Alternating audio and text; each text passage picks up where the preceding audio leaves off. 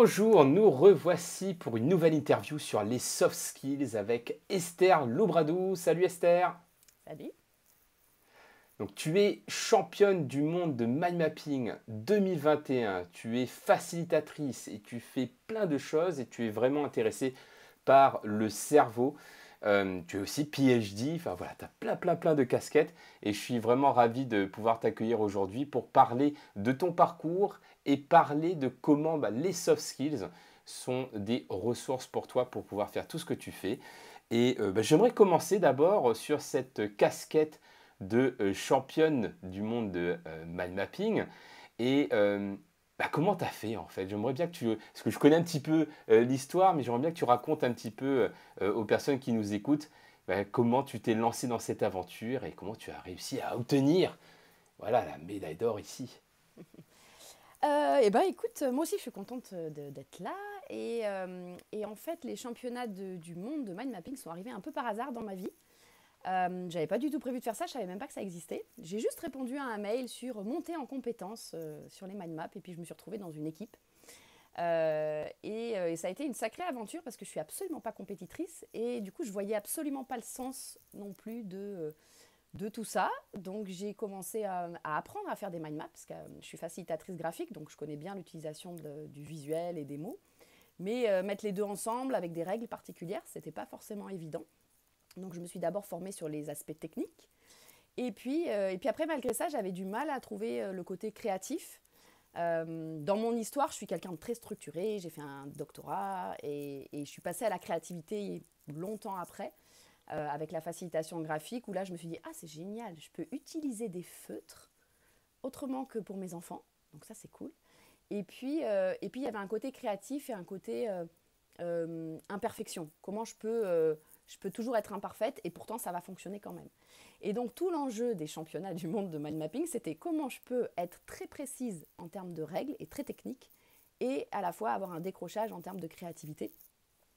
J'ai bien galéré jusqu'à 3 semaines avant l'événement où 3 semaines avant, je me suis dit tiens, si je jouais du tambour et si j'écoutais des sons. Et en fait, le fait d'avoir des sons répétitifs, ça m'a permis de décrocher et de me dire ok, la technique je l'ai, elle doit être quelque part à l'intérieur, donc je vais garder la confiance et puis je vais juste m'éclater dans ce que je fais. Je travaille aussi beaucoup sur les questions du flow et du coup c'était aussi pour moi un peu une expérience. Je suis un peu cobaye de mes recherches et l'idée c'était de dire ok, qu'est-ce que ça fait si je teste des choses, si en termes de créativité, en termes de technique. Et voilà, donc j'ai eu du mal à trouver du sens. Et au fur et à mesure, j'ai commencé à faire des mind maps en cadeau. Comme ça me créait des entraînements qui faisaient sens pour moi, pour des amis. Et puis ensuite, voilà, cette histoire de décrochage et de mini-trance qui m'a permis de faire ça. Alors les championnats étaient en ligne, donc ce qui a bien aidé. Et je me suis toujours demandé qu'est-ce qui se serait passé si ça avait été en présentiel et que j'étais arrivée avec mon tambour juste avant. Et je pense que les choses auraient été un peu plus compliquées. Mais en tout cas, voilà, ça s'est fait comme ça. Ça m'intrigue, parce que tu as parlé de sons au départ, je me suis dit oui, des sons, moi j'aime bien parfois mettre des musiques de concentration, des sons binauraux, etc. Et là tu as parlé de tambour, alors c'est quoi les sons que tu utilises pour te créer des états de flow ou des mini-trans pour réaliser tes mind maps? Alors, en fait, moi, je fais ça de façon assez instinctive. J'ai découvert ça par hasard. Et dans mes recherches sur le flow, je me suis rendu compte que quand je jouais du tambour, ça me permettait en fait de décrocher. C'est-à-dire que le fait d'avoir un son répétitif permettait à mon cerveau d'être canalisé. Et à ce moment-là, il n'avait plus de pensée parasite. Donc lui, il est canalisé. Ça fait, dans ma tête, ça fait comme des maths, en fait. C'est juste que ouais, ça crée quelque chose d'assez mathématique, je ne sais pas comment l'expliquer, et qui fait que mon cerveau est canalisé, il est neutralisé presque, je dirais.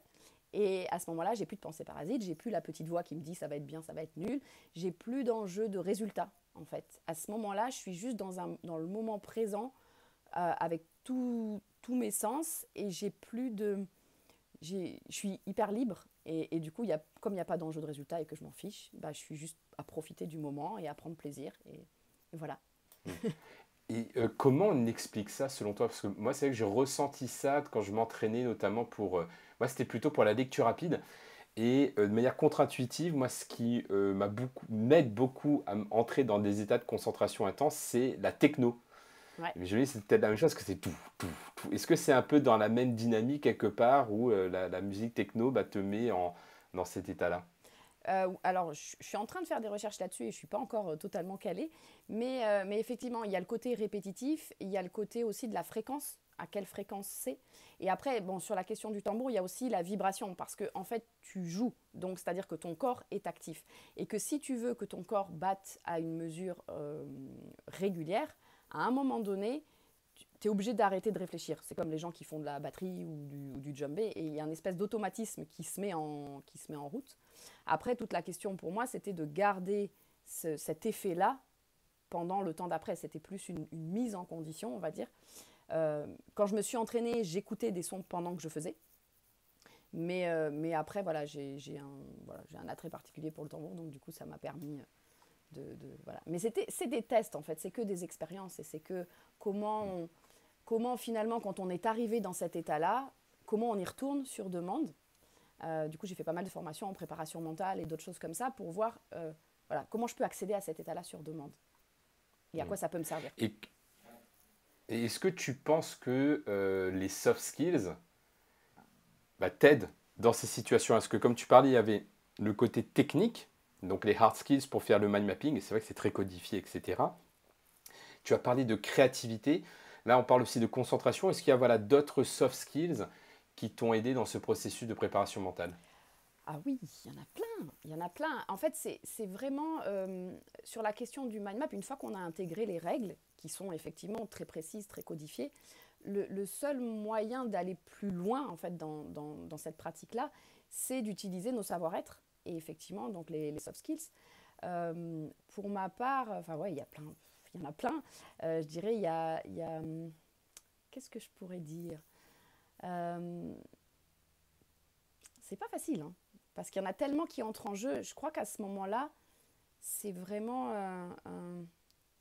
un espèce de lâcher prise totale et de se dire voilà, si je suis qui je suis et que je fais ce qui me plaît, ça va aller tout seul. Donc il y a il y a une histoire de motivation et de détermination, bien sûr, qui est parce que je me suis fixé un objectif, parce qu'à ce moment-là, j'ai trouvé le sens. Je sais où je veux aller. Ce que je veux faire, c'est pas gagner, c'est pas atteindre telle place. Ce que je veux faire, c'est arriver à décrocher pour mêler technique et créativité. Une fois que j'ai trouvé mon objectif, à ce moment-là, ma motivation et le sens et tout mon corps est dirigé vers ce truc-là. Et c'est juste, ça part d'un endroit juste de moi. Et à partir du moment où c'est juste, ben voilà, il n'y a pas de, il y a beaucoup d'acceptation à ce moment-là. Il y a beaucoup de confiance en soi dans le sens, ok, je lâche prise, j'ai confiance, je ferai ce que je dois faire. Et à ce moment-là, et ce qui sort de moi à ce moment-là. Et avec la seule attente, elle n'est pas dans le résultat, elle est dans se dire qu'est-ce qui va se passer pour moi, qu'est-ce qui va se passer, ça va être quoi l'aventure, ça va être quoi le chemin que je vais traverser pendant cette période-là. Une forme de curiosité Ouais. dans le processus. Finalement, là, tu as cité pas mal de soft skills, hein, de lâcher prise, la capacité à créer du sens. Pour moi, c'est une soft skill aussi. On en parlait dans mon premier bouquin en 2014, Le réflexe soft skills, où on parle de sense making. Il y a vraiment une compétence à développer là-dedans. Donc, il y a, oui, comme tu dis, beaucoup de choses qui entrent en jeu et tu l'as fait avant même d'être passé par la case praticien en soft skills que tu as suivi. Et que finalement, est-ce que tu dirais que cette expérience de préparation au championnat de mind mapping, puis ensuite le fait d'avoir ancré tout cela avec le programme praticien en soft skills, est-ce que tu penses que ça t'a aidé ensuite à transférer quelque part ces bonnes pratiques en matière de compétences comportementales sur ton métier en fait de facilitatrice? Alors oui, et à la fois, ça m'a aussi permis de prendre conscience, parce que les soft skills, c'est quelque chose qu'on a en nous et dont on n'a pas forcément conscience, ce qui est bien dommage, parce qu'en fait, ça veut dire qu'on a des ressources insoupçonnées. Et dans les personnes que j'accompagne, parce que moi j'accompagne des individus de la maternelle au comité de direction, et en individuel et en collectif, et il y a vraiment cette chose-là déjà voilà, moi la formation praticien soft skills, ça m'a vraiment permis de mettre l'accent sur l'identification de ces soft skills-là. Et effectivement, après, on les regarde plus pareil quand on est quand on est dans son travail.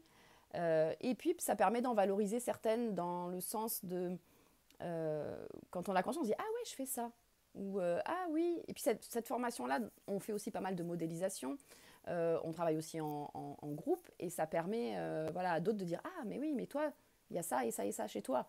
Et puis voilà, et du coup d'être dans une conscience de ce qu'on peut faire, de ses ressources et des points de travail aussi, des points de là où on a envie d'aller et se dire ah ça j'aimerais vraiment bien l'améliorer, comment je peux faire. Et à partir du moment où on comprend que bah, ça marche sur une, bah, à ce moment-là on peut s'amuser à expérimenter d'autres trucs, Mm. même si on est en zone Oui, d'inconfort. donc Mais expérimenter sur toi d'abord, comme tu aimes bien le faire, comme tu dis, tu t'utilises comme laboratoire et après d'utiliser dans tes sessions de facilitation.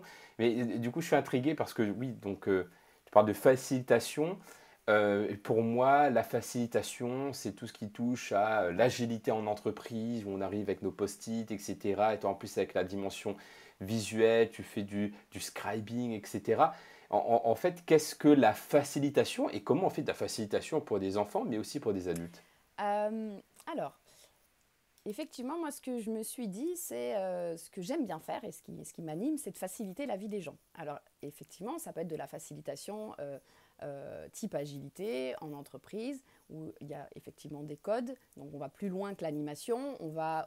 C'est dans un endroit différent de la formation. C'est vraiment comment je facilite un processus de A à B. C'est encore différent du coaching, parce que je suis aussi coach professionnel, mais c'est encore différent. Là, c'est vraiment d'aller rendre facile. Et pour ça, moi, j'utilise différents outils. J'ai effectivement cette facilitation côté agilité. Donc, il y a des post-it, il y a parfois des Lego, il y a parfois d'autres choses. Mais j'utilise beaucoup la facilitation graphique. Ça, c'est la majeure partie de mon métier. C'est-à-dire comment on utilise la pensée visuelle pour faciliter des processus, qu'ils soient individuels ou collectifs. Dont fait partie d'ailleurs le mind mapping, fait Tout à partie fait. notamment de cette famille d'outils de pensée Tout à visuelle. fait. Le mind mapping, il y a aussi le sketchnoting. Enfin, voilà, il y a plusieurs outils qu'on peut mobiliser. Et d'une manière plus globale, en fait, ma façon de voir les choses, c'est vraiment une facilitation, on va dire, holistique. C'est-à-dire que je vais prendre l'individu dans ce qu'il est entièrement. C'est pour ça que j'aime beaucoup aussi le concept de soft skills. C'est-à-dire qu'il va y avoir les savoir-faire, les savoirs techniques, et puis il va y avoir les savoir-être. Et l'idée, c'est de venir faciliter la synergie entre les deux et de faciliter finalement l'alignement des personnes entre ce qu'ils ont dans leur mental, ce qu'ils ont en compétences, en savoir-faire, ce qu'ils ont aussi au niveau émotionnel, qui ils sont en tant que personne, qu'est-ce qui fait sens pour eux, c'est quoi leur valeur. Et puis le corporel, j'utilise beaucoup aussi les techniques d'intelligence émotionnelle, d'intelligence corporelle, parce que pour moi, il y a beaucoup de choses qui passent par le corps, et qu'en écoutant le corps, on peut, voilà, l'idée c'est de faire communiquer un peu tout ça, et en faisant communiquer, déjà ça facilite plein de choses à l'intérieur, et quand les choses sont faciles à l'intérieur, souvent elles deviennent plus faciles à l'extérieur et avec les autres. Et quelque part, c'est un peu la philosophie des soft skills aussi, c'est-à-dire qu'on a nos soft skills en tant qu'individus qui vont rayonner ensuite sur le groupe, mais il y a aussi les soft skills au niveau du groupe, parce que comme tu disais, bah, si j'arrive à identifier mes forces, mais que tu arrives aussi à identifier les forces de l'autre, on travaille plus intelligemment et mieux ensemble. Et donc ça me paraît évident. Et en même temps, là, je reviens à cette question, ce que tu dis, voilà, de revenir au corps, le sens, etc. Moi, ça fait penser à ce que tu disais plus tôt sur la notion du flow, qui est une notion sur laquelle tu travailles beaucoup, que tu as beaucoup expérimenté, notamment pour obtenir ce titre de champion du monde de mind mapping. Et comment toi, tu arrives à travailler. Enfin, pour moi, le flow, c'est un état. Et c'est comme si, paf, il arrive. Et il faut que j'en profite. Un peu comme une vague, en fait. C'est-à-dire, bon, bah, la vague, il faut être attentif et la prendre quand elle est là. Mais bon, s'il n'y a pas de vague, il n'y a pas de vague, en fait.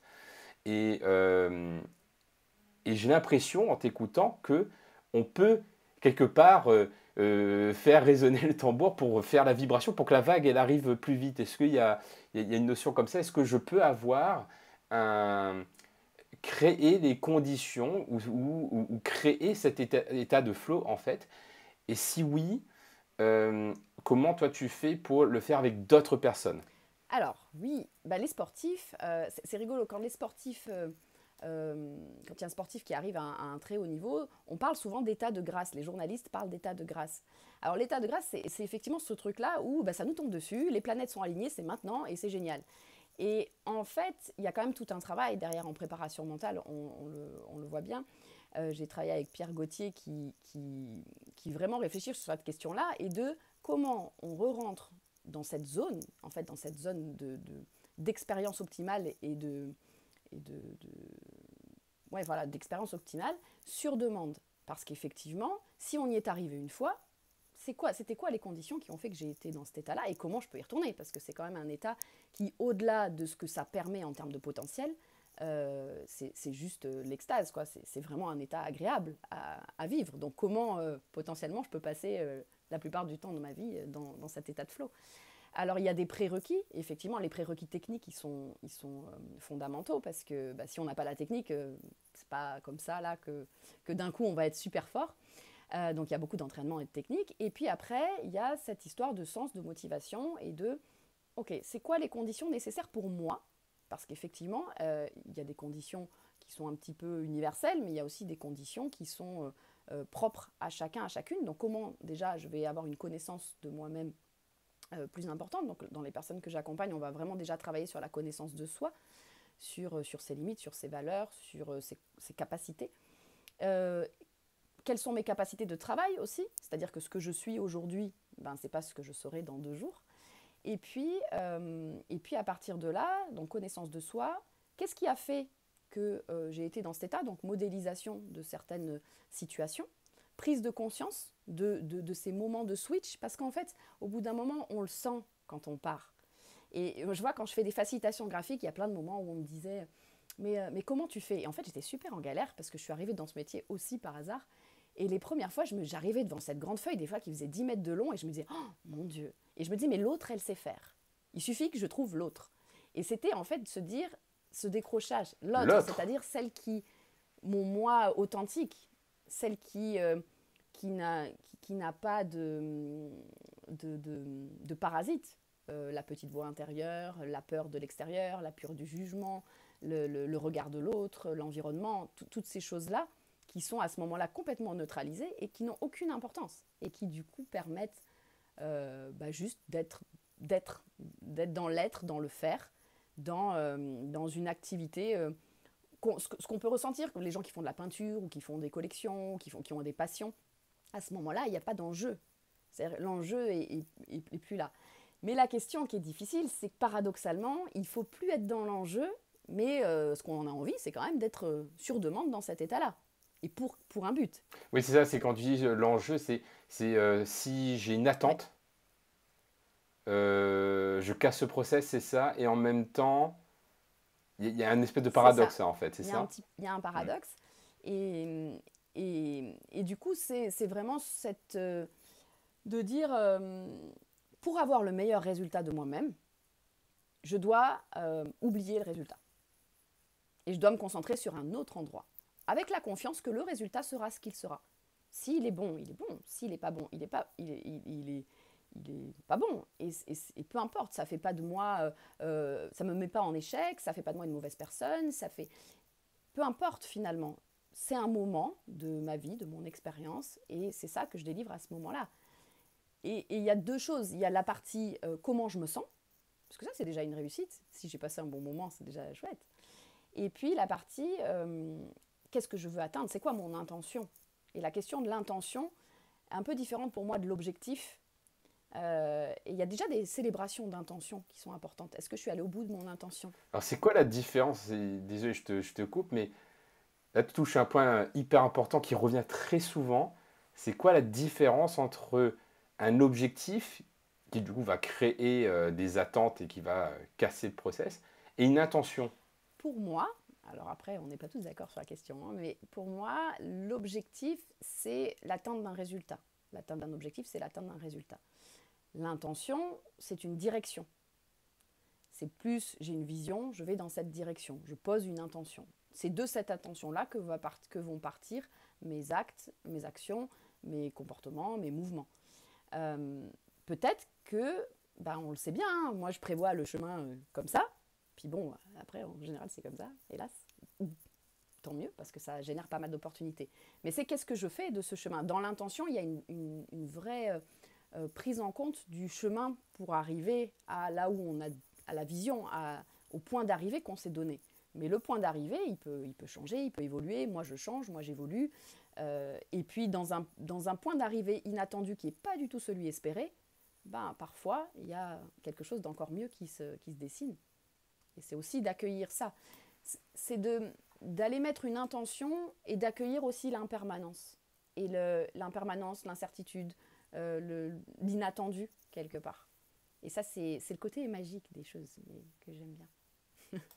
Et qui est pas simple pour les personnes qui aiment les process, quand c'est structuré, que la clarté des objectifs, etc. Donc là, ce que tu es en train de dire, c'est plutôt que de, en tout cas pour générer des états de flow, c'est ce que tu vas me dire si j'ai bien compris, vaut mieux fonctionner en intention, c'est-à-dire de fixer une direction et après, comme un archer qui va lancer une flèche, une fois que la flèche est lancée, il y a un lâcher-prise en fait, et plutôt que de fonctionner par objectif où on veut vraiment que la flèche elle atterrisse là et qu'on ne lâche pas la flèche en fait quelque part et c'est ça qui bloque le flow. Ouais, tu peux fixer un objectif, tu peux fixer des objectifs, c'est important les objectifs. C'est ce qui permet de mettre en place des actions, de découper en étapes. En coaching, c'est super important, on se fixe des objectifs. L'intention, et ça ne veut pas dire que s'il y a une intention, il n'y a pas d'objectif, ou vice-versa. Mais ce sont deux choses qui viennent s'associer. Dans l'intention, tu vas mettre ton humain, c'est là où tu vas relier, c'est là où tu vas t'aligner, en fait, c'est dans ton intention. Ton objectif, c'est quelque chose de factuel, c'est quelque chose de plus matériel, de plus concret, on parle d'objectifs SMART, donc il faut que ce soit mesurable, par exemple. Et c'est vrai que du coup, pour atteindre l'état de flow, je crois, en tout cas, chez moi, ça fonctionne comme ça. Et je reviens de loin parce que je suis quelqu'un à la base très structuré, très codifié. J'ai fait une thèse, j'ai fait des études longues. J'étais très organisée, Et à la fois, comment on passe de là à un truc qui fait, voilà, parce qu'en fait, le feu d'artifice, lui, il n'est pas tout droit, hein, il est un peu désordonné, et c'est ce qui fait le truc chouette. Donc, c'est comment on peut garder de la précision sur des aspects techniques. Donc, ce que font les sportifs, hein. Ils ont la précision sur les aspects techniques. Qu'est-ce qui fait la différence entre deux sportifs de haut niveau? C'est pas leur précision et c'est pas leur technique. La technique, ils l'ont tous. C'est qu'à un moment donné, il se passe autre chose. Et c'est ce autre chose, en fait, qu'on va chercher dans les états de flow. Et finalement, ça ramène à juste être soi, complètement soi. Et c'est à ce moment-là que ça marche, que ça fait du bien. Et que, bah voilà, après, ça a des répercussions au-delà, mais c'est pas important, finalement. Ce qui est important, c'est que... Et donc là, on est vraiment dans le savoir-être, justement, où j'arrive, comme tu parlais tout à l'heure, j'arrive à mieux me connaître. Et c'est vrai que les soft skills est un outil parmi d'autres, hein, bien entendu, ce n'est pas le seul, mais est un outil qui aide à mieux se connaître pour pouvoir, avec la modélisation aussi dont tu parlais, pouvoir quelque part dupliquer les conditions qui vont générer les états de flow parce qu'on se connaît, et en même temps avoir cette humilité de se remettre en question parce qu'on évolue et que ces conditions peuvent évoluer avec le temps également, et d'aligner tout cela avec une intention, de fixer une intention pour s'aligner, et c'est là qu'on va pouvoir générer ces états qui à la fois permettent d'être créatif, d'être hyper productif et en même temps hyper bien. C'est ça. Ok. Super, bah merci beaucoup Esther, c'était passionnant et je sais qu'on pourrait discuter encore très très longtemps de ces sujets. Donc c'était vraiment top. Donc moi j'ai pu apprendre pas mal de choses sur le flow et je sens qu'il y a quelques intuitions qui sont confirmées, donc c'est vraiment top. Et bah, j'ai envie de te laisser le mot de la fin. Voilà, qu'est-ce que tu dirais pour les personnes qui nous écoutent pour conclure cette interview? Qu'est-ce que je dirais? Je dirais que c'est pas facile d'avoir confiance en soi, mais c'est important d'oser être soi. Voilà. Ok, je dis rien d'autre. C'est super. Merci beaucoup Esther. Donc pour les personnes qui veulent te retrouver, donc il y a LinkedIn, si j'ai bien compris. Donc je mettrai le lien de ton profil LinkedIn en dessous de la vidéo. On a parlé également du programme praticien en soft skills que tu as suivi. Donc je vais mettre aussi le lien en dessous de la vidéo. Et voilà, explorez tout ça, expérimentez, soyez à l'écoute de qu'est-ce qui est important pour vous. Et bah, merci encore Esther pour ton partage. Ouais, Et je merci te à dis à toi très aussi. bientôt.